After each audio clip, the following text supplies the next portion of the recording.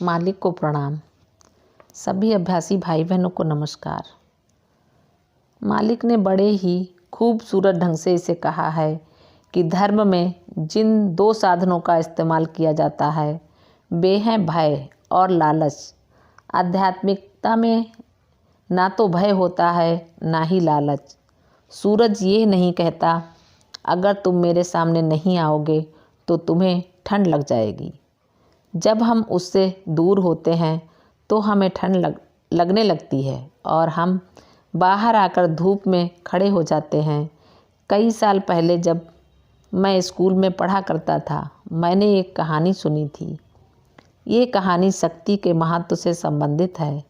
एक बार सूरज, बारिश और हवा सभी इस बात पर बहस करने लगे कि सबसे ताकतवर कौन है। हर एक दावा करने लगा कि वही सबसे ताकतवर है। जब कोई निष्कर्ष नहीं निकल पाया तो ये तय किया गया कि चलो इसकी परीक्षा कर ली जाए। एक बूढ़ा आदमी ठंड के मारे ढेर सारे कपड़े, कोट और ओवरकोट लाद कर जा रहा था। तय किया गया हर एक अपनी अपनी शक्ति का इस्तेमाल करके उसके कपड़े उतरवाने की कोशिश करेगा। जोरों से पानी बरसने लगा, बिजली कड़कने लगी और मूसलाधार बारिश शुरू हो गई। परंतु जैसे जैसे बारिश तेज होती गई बूढ़ा और ज़्यादा कपड़े पहनता गया। बारिश ने अपनी हार स्वीकार कर ली। अब हवा ने कहा, अच्छा अब मैं कोशिश करती हूँ। पहले मंद मंद बयार चलनी शुरू हुई। धीरे धीरे हवा तेज होने लगी। जैसे जैसे हवा तेज होती गई बूढ़ा अपना कोट, अपने कपड़े और कसता चला गया। हवा को भी अपनी हार माननी पड़ी। अब सूरज की बारी आई। वह चमकने लगा।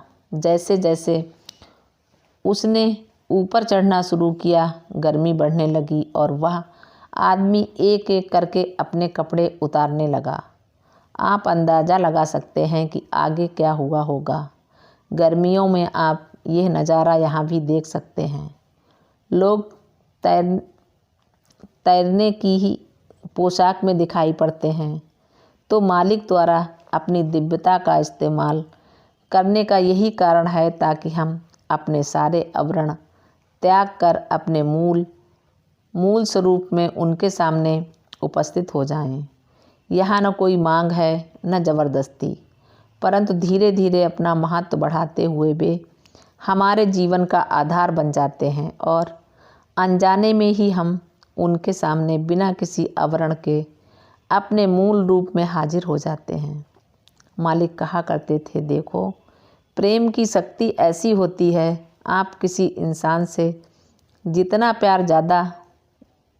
ज़्यादा प्यार करते लगते हैं उस इंसान का विरोध उतना ही कम होता जाता है और वह सारे हथियार डालकर समर्पित हो जाता है। आध्यात्मिकता में हम प्रेम की उसी रहस्यमयी शक्ति का इस्तेमाल करते हैं जब मालिक हमारे सामने होते हैं। वे हमें सार्वभौमिक रूप से प्यार करते हैं। वे न तो हमें कुछ देते हैं न देने का वादा करते हैं, क्योंकि ऐसा करना लोभ रूपी ताकत का इस्तेमाल करना होगा। वे किसी तरह की धमकी भी नहीं देते, न ही कोई कायदा कानून बताते हैं, क्योंकि ऐसा करना भय रूपी शक्ति का इस्तेमाल करना हो जाएगा। इसलिए मालिक के बारे में तो बस इतना ही कहा जा सकता है, वे हमारे सामने मौजूद हैं। वे हमारे लिए क्या कर सकते हैं इसका पता तो हमें उनके सामने बैठकर ही लग सकता है। इसलिए मालिक हमेशा कहा करते थे कि सहज मार्ग में अभ्यासी ही हमारी पद्धति का प्रमाण है। अगर पाने के लिए वह महसूस करता है या करती है कि उसने पाया है तो असली प्रमाण यही है। संयोग से यह बात हर क्षेत्र में लागू होती है। मान लीजिए कि आपने कोई व्यंजन बनाया है जो आपके हिसाब से काफ़ी स्वादिष्ट है। उदाहरण के लिए सूप, तो पीने वाले को उसकी तारीफ़ करनी चाहिए कि सूप अच्छा है। अगर बनाने वाले को ही तारीफ करनी पड़े तो निश्चय जानिए कि सूप बेकार है। इसीलिए अच्छी दुकानें, अच्छे रेस्ता, ये सब अपनी अच्छी व्यवस्था और अच्छी प्रथा के कारण अपनी साख जमा पाते हैं और फिर उसी साख के बदौलत उनका कारोबार चलता है। यानी कि अच्छे काम के द्वारा ही नाम कमाया जा सकता है, केवल दावा करने से नहीं। हर धर्म भय दिखलाकर और लालच देकर सारी बातों से बच निकलते हैं। वे या तो स्वर्ग का लालच देते हैं या फिर नरक का भय दिखाते हैं। इसीलिए एक तरह से धर्म के अनुयायियों के पास ये सोचने का वक्त ही नहीं होता कि उन्हें कुछ मिल रहा है या नहीं। ज़्यादातर धर्म तो यह कहकर अपनी ताकत बढ़ाने की कोशिश करते हैं कि देखो, अगर तुम मानते हो कि तुम्हें कुछ नहीं मिला तो इसका मतलब है तुम्हारे मन में श्रद्धा की कमी है और तुम्हें इसका दोहरा दंड भोगना पड़ेगा।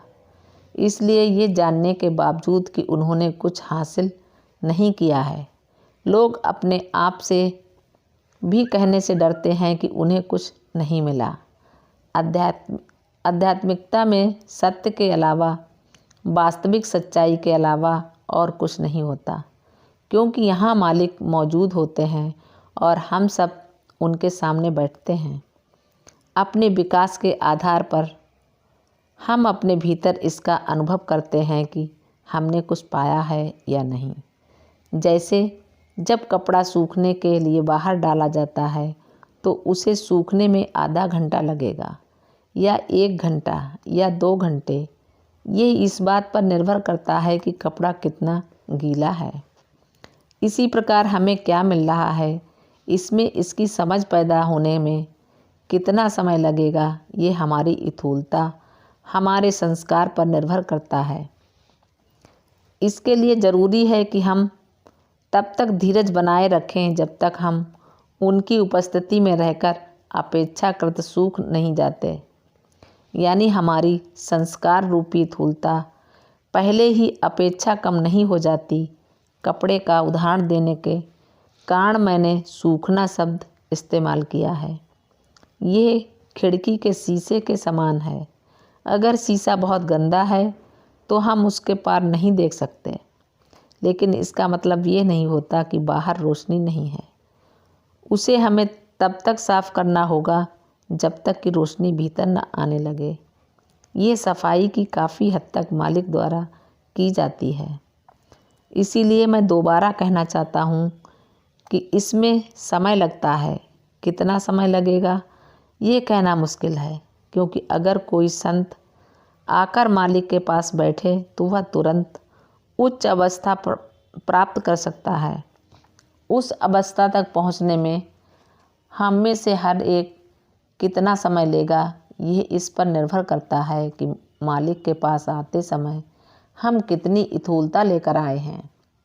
तो धर्म में जो उपदेश, जो सीख दी जाती है और जिन बातों का उसमें अभ्यास किया जाता है तथा आध्यात्मिकता में क्या होता है, दोनों के बीच के अंतर का ये संक्षिप्त विवरण है। मालिक को प्रणाम। सभी अभ्यासी भाई बहनों को नमस्कार। धन्यवाद।